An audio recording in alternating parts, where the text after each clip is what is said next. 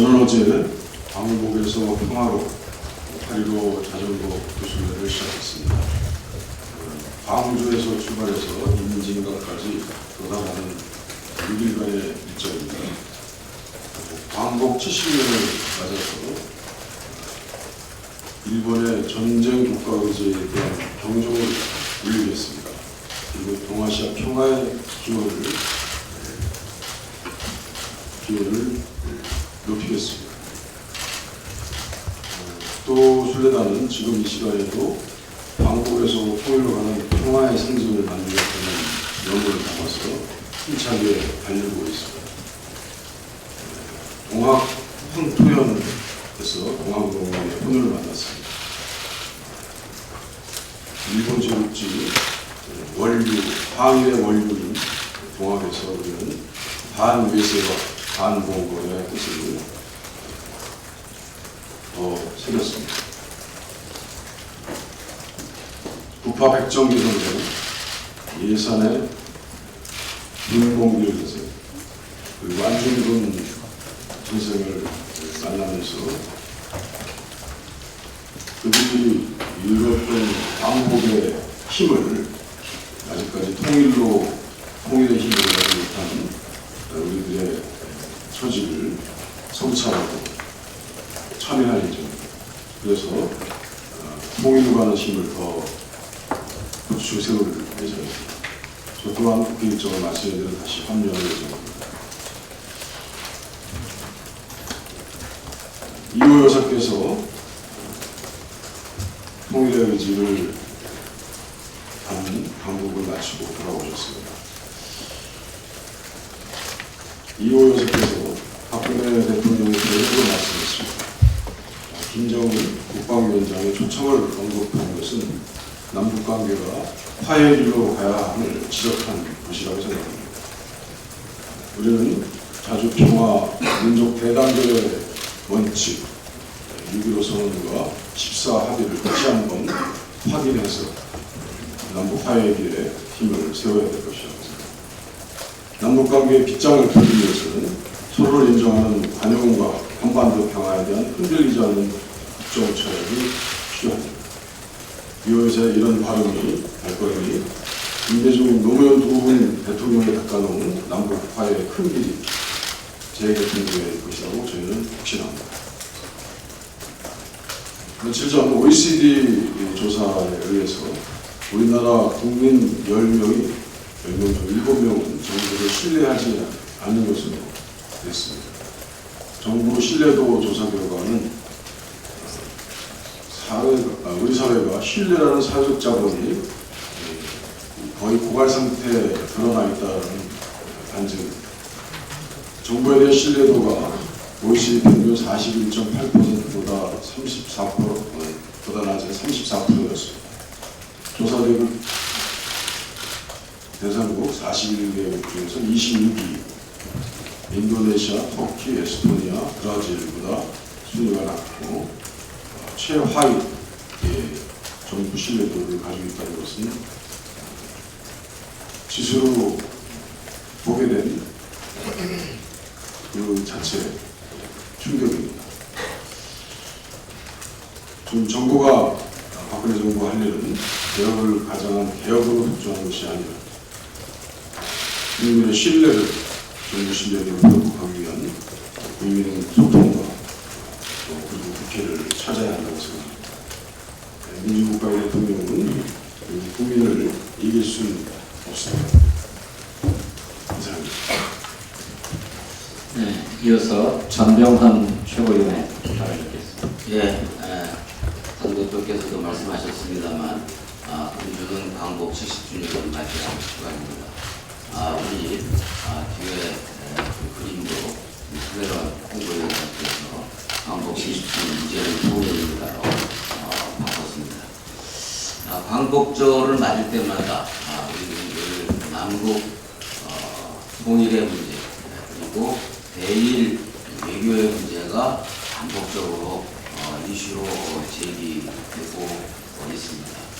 광복 70주년을 맞이하는 뜻깊은 회의고 정부 역시도 많은 의미를 부여하고 있습니다만 광복 70주년을 맞이하는 남북 관계의 현실과 그리고 대일 외교의 위상은 참으로 초라하기 그지없는 안타까운 현실입니다.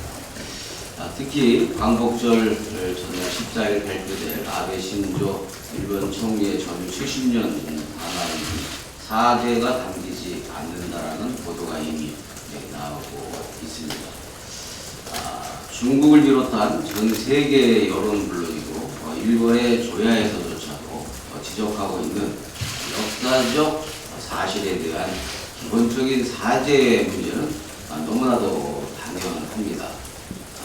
그런데도 불구하고 사죄가 없다면 그 담화는 의미가 없을 것입니다.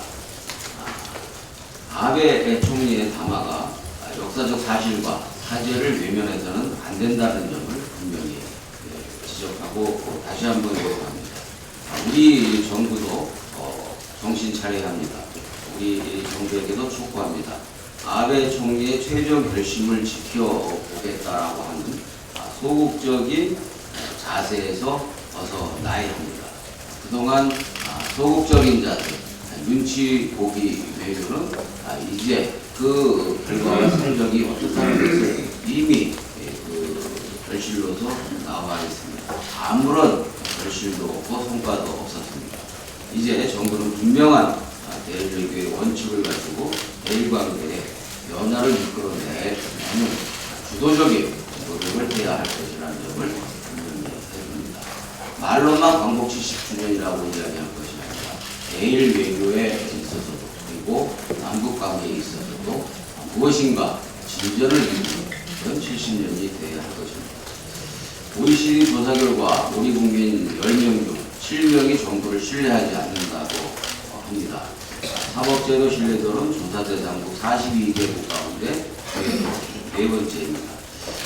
박근혜 정부 1임기 절반이 다가오고 있습니다만 박근혜 정권 2년 반 동안 국민은 불안과 불통과 불안에 떨어왔습니다. 그리고 소통과 인사와 민생과 통합에서 실패해 왔습니다. 박근혜 정부 임기 절반 동안 3불 4패의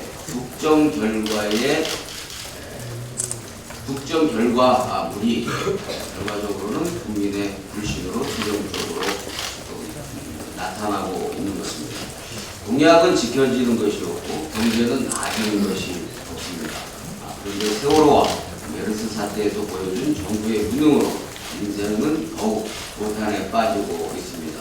국정원 해킹 사찰 의혹으로 불신은 더욱 깊어지고 있습니다. 국민이 정부를 믿지 못하니 어떤 정책도 먹히지 않고 국정 공력도 생길 수가 없습니다. 공장님 말씀처럼 무신분리입니다. 국민의 믿음 없이는 아무것도 할 수 없는 것입니다.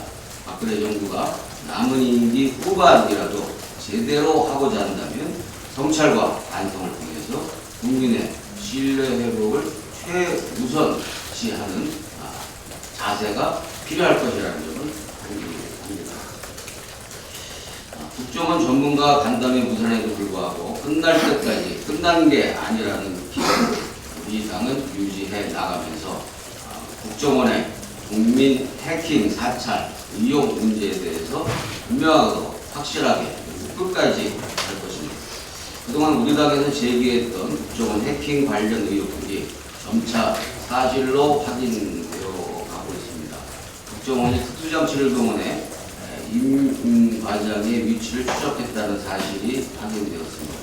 또한 임 과장의 사망에 대한 여러 의혹들 가운데 국정원이 임 과장의 부인에게 경찰 대신 소방서에 신고하도록 지시했다라는 사실이 드러나고 있습니다.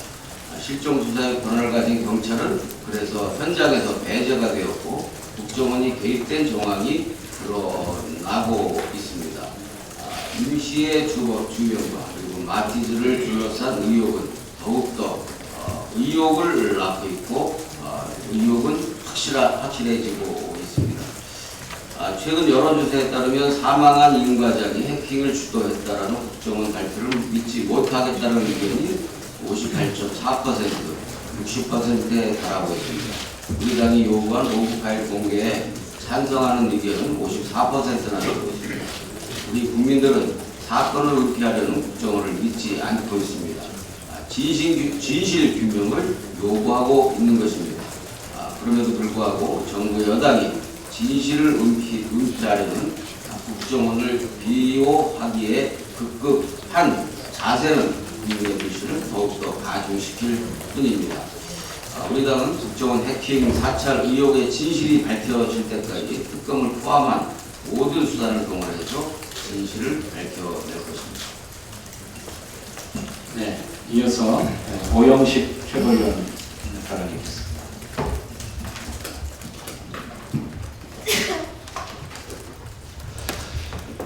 롯데 사태로 인해서 지난달 27일부터 롯데그룹 주의 동반 하락세가 이어지고 있는 것으로 나타났습니다.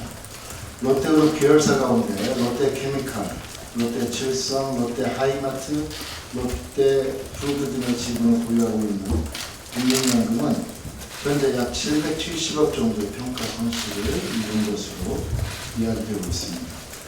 국민연금은 얼마 전에 삼성물산과 제일모직과의 합병안이 통과된 뒤 양사의 주가가 크게 빠지면서 약 6천억 원에 가까운 평가 손실을 본 것으로 추정되고 있는 바람에 또다시 막대한 금액을 남긴 셈이 되어버렸습니다. 문제는 롯데그룹의 불투명한 지배구조와 경영 실태에 대한 비난으로 불매운동까지 벌어지고 있어서 향후 전망도 밝지 않다는 것인데, 국민연금은 국민들의 노후자금을 책임지고 있는 것이라는 점을 감안할 때 결국 최대의 피해자가 국민이 될 수밖에 없다는 점입니다. 국민의 노후와 미래를 책임지고 있다면 이러한 상황이 오기 전에 대비를 했어야 했고, 사태가 벌어졌다면 국민을 위해서 발빠르게 대처를 해야 함에도 불구하고 무기력하고 무대책에 꼴먹은 벙어리 마냥 앉아있는 상태입니다. 국민연금으로 인해서 우리 국민들은 국민연금 재정이 부족하니 세금을 더 걷어야겠다, 혹은 국민연금 수급을 연계해야 된다와 같은 정부의 충격적인 발표가 나오지는 않을까 벌써부터 걱정하는 소리가 나오고 있습니다. 물론 이와 같은 일들이 실제로 벌어져서는 절대로 안 될 것이며 그런 일이 없을 것입니다. 그럼에도 불구하고 국민연금의 현재의 태도는 매우 무기력하고 무책임한 모습이라 비판하지 않을 수 없습니다. 국민연금은 이제라도 롯데그룹의 지배구조 개선을 위해서 적극적으로 나서야 합니다. 또한 차제에 국회 차원에서도 특위를 구성해서 재벌의 지배구조 개혁 등 경제구조 개혁을 위한 작업에 적극 나설 것을 강력히 요구하는 바입니다. 당의 언론 홍보대책 특위위원장으로서 이 말씀 드리겠습니다. 지금 벌어지고 있는 일을 보면 한국표준직업분류의 공영방송 이사도 추가해야 되는 것 아닌가 하는 어처구니 없는 일이 생길 수도 있겠다는 생각이 듭니다. 방송통신위원회가 KBS 이사회와 MBC 대주주 방송문화진흥회 이사 선임 의결을 또다시 연기하는 등 벌써 세 번째 파행을 거듭하고 있는데, 그 속내가 뻔히 보이는 것은 보는 사람들과 국민들을 황당하고 불편하게 만들고 있습니다. 박문진 이사 임기 만료일은 지난 8월 8일이었고 KBS는 8월 31일로 목전에 두고 있는 상황입니다. 그럼에도 최성준 방통위원장은 특정인을 이사로 선임하고 전례가 없는 3연임을 시키기 위해서 합의제 정신을 망각한 채 방통위를 벼랑 끝으로 몰고 있는 형국입니다. 무엇보다 이인호 KBS 이사장이 차기원 박문진 이사, 고용주 박문진 감사 등의 후보는 방송의 자유와 독립을 훼손하고 사회적 분열과 갈등을 조장하는 등 공영방송 이사의 본분을 망각한 행태들을 보여왔으며 이념적, 정적 편향을 보여왔다는 비판을 받아온 인사들입니다. 박근혜 대통령은 공영방송 지배구조 개선 공약을 내세운 바가 있습니다. 이것을 감안할 때 최성준 위원장이 방통위 안팎의 정당한 요구를 묵살하고 논의조차 거부하는 등 무리수를 두는 이유가 궁금해질 수밖에 없습니다. 혹여라도 공영방송 지배구조를 뉴라이트와 부구조합에서 친박 부구조합으로 계약하려고 하는 것은 아닌지 심각히 우려하는 바입니다. 공영방송 이사 선임을 앞두고 방송 장악은 없다던 청와대가 구체적인 지침까지 내리며 이사 선임에 개입하고 있다는 이야기들이 이미 흘러나온 바 있습니다. 청와대는 내년 총선과 내년 대선 승리를 위해서 공영방송을 장악하려는 의도와 시도가 있다면 이것은 결단코 있을 수 없는 일이며 권력의 칩을 숨기고 유지를 위해서 국민의 귀와 말이 되어야 할 공영방송을 망치려는 이 같은 시도와 행태는 국민들은 물론 저희 새정치민주연합이 결단코 용납하지 않을 것임을 분명히 밝히는 바입니다. 이상입니다. 예, 다음으로 추미애 최고위원의 발언이겠습니다.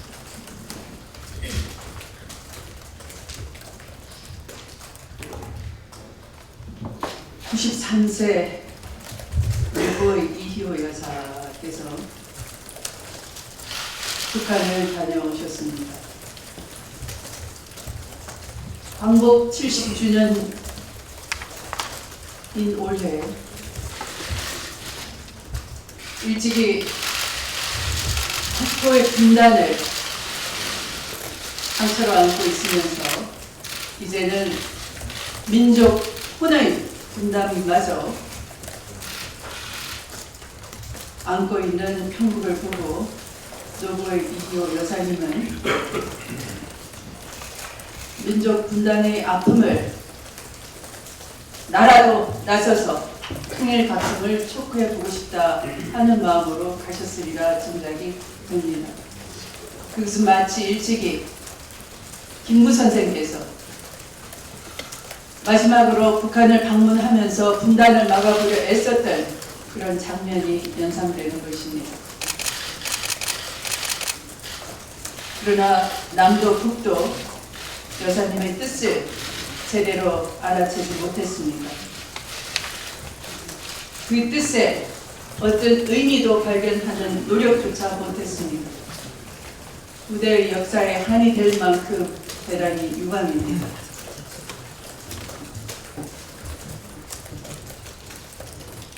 대통령은 노동개혁이 필요하다면서 국민 담화로 교시를 내렸습니다.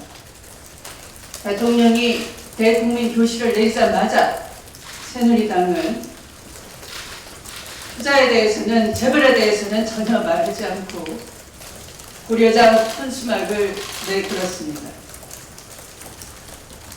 노동개혁이 아무리 절박하고 필요하다 한들 교시만으로 되겠습니까? 민주주의는 국민교시로 되지 않습니다. 민주주의는 국민과 토론하고 심의하지 않고는 성공할 수도, 성과를 낼 수도 없습니다. 그래서 민주주의는 심의민주주의라 하는 것입니다. 핵심은 어떻게 하면 투자를 늘리느냐 하는 것입니다. 내국인 투자, 외국인 투자 모두 필요합니다. 내국인 투자 여력이 있는 재벌 대기업은 사내 유보금을 쌓아놓고 투자를 하지 않습니다. 정부를 믿지 않습니다. 외국인 투자 대한민국에 오지 않습니다. 왜 오지 않겠습니까?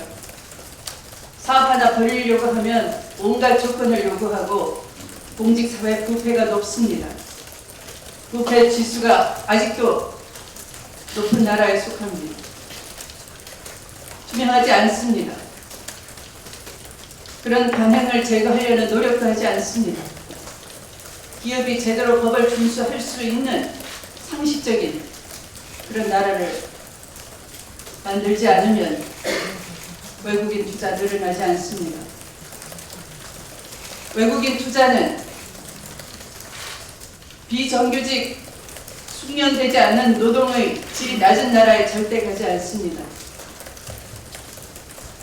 정규직으로 숙련된 노동, 고품질 노동이 있는 나라에 외국인 투자가 더 많다는 것은 국제적인 통계가 증명하고 있습니다. 노동 인권이 잘 보장돼서 노동계와 사회가 안정되고 사회적 소속감과 연대의식이 있는 나라, 그런 나라에 외국인 투자가 더 많다는 것이 통계가 증명하고 있습니다. 그런데 우리는 거꾸로 가고 있습니다. 거꾸로 가지 않고 노동 인권과 사회 정의가 살아있어서 사회적 소속감과 연대의식이 충만한 그런 나라, 기업 부패와 투명성이 부패가 낮아지고 투명성이 높은 나라, 기업을 신뢰할 수 있는 나라, 안정된 나라, 그런 나라를 만들어야 되겠습니다. 말씀을 마치겠습니다.